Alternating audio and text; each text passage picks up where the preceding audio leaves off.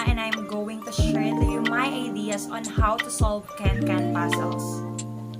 And today we are going to solve 4x4 KenKen puzzles. But before that, let's tackle what is KenKen puzzles.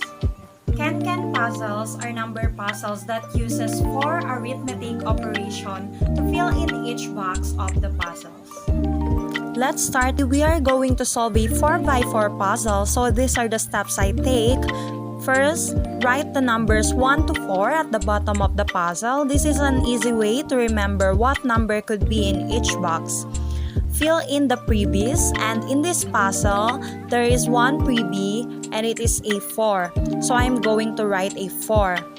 Step 3, fill in all the 2 possibility cages, and I call those cages lock cages. So in this puzzle, 4 plus is a lock cage because the only 2 numbers that add is equal to 4 are 1 and 3. I don't know which box is the 1 and which box is the 3. In order doesn't matter, so I'm going to write notes. 3 is also a lock cage because the only 2 numbers that subtracted equals to 3 are 1 and 4.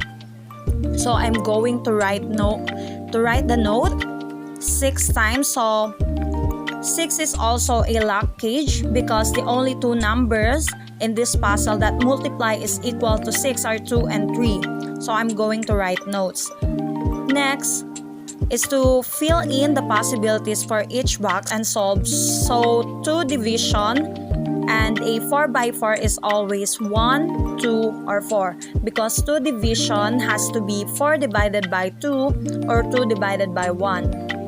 There is already 4 in this column, so neither of these 2 boxes can be 4, and that means that these 2 boxes has to be 1 and 2. So this box can't be 2, so it has to be 3. If this box is a 3, then this box is a 2. Now I'm going to look at this now.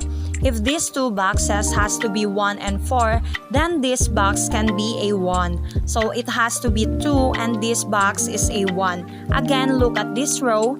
I see numbers 2, 1, and 4. So this box has to be in 3 because each rows and columns has to have a numbers 1 to 4. So in this one cage, there are 2 possibilities for this box, 2 and 4. Because 4 minus 3 equals 1 and 3 minus 2 is equals 1. So looking across, I see there's already a 4 in this row. So it has to be a 2. Now looking at this column, I see numbers 2 and 3. So 1 and 4 are missing. These 3 boxes is equals to 9. So I'm going to think about how 1 and 4 equals 5 and 9 minus 5 is equals to 4. So this box has to be 4 and this box is 1. If this box is 1, then this box has to be 4. And the math works. Because 4 plus 4 is equals 8 and 8 plus 1 is equals 9. So I'm going to fill in these 3 boxes affected anything else in the puzzle. So looking down, this can't be a 4, so it has to be 1. If this is a 1, then it has to be a 4 because 4 minus 1 is equals to 3. And if this is a 1, then this box has to be a 3. And if this box is 3, then this box is a 1. Looking at this column, I see numbers 3, 1, and 4. So 2 is the missing number, and looking across, I see there is 1, 2, and 4, so the 3 is the missing. Now, we've already completed the puzzle.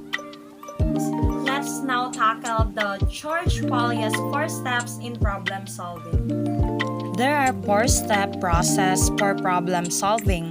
First is to understand the problem. Second, devise a plan. Third, carry out the plan. And fourth, review the solution. Let's apply them to a problem. The sum of 3 consecutive odd integers is 57. Find the 3 numbers. Let's take the first step. Understand the problem. We need to determine the 3 consecutive odd integers that have the sum of 57. And now let's move on to the second process. which is to devise a plan. We are going to express 3 consecutive odd integers using variable n, and after this, we will equate their sum to 57. We are using n as a variable of odd numbers, and always remember that odd numbers is not divisible by 2. Now n minus 2 express odd number before n, and n plus 2 express odd numbers after n as we find the 3 consecutive numbers.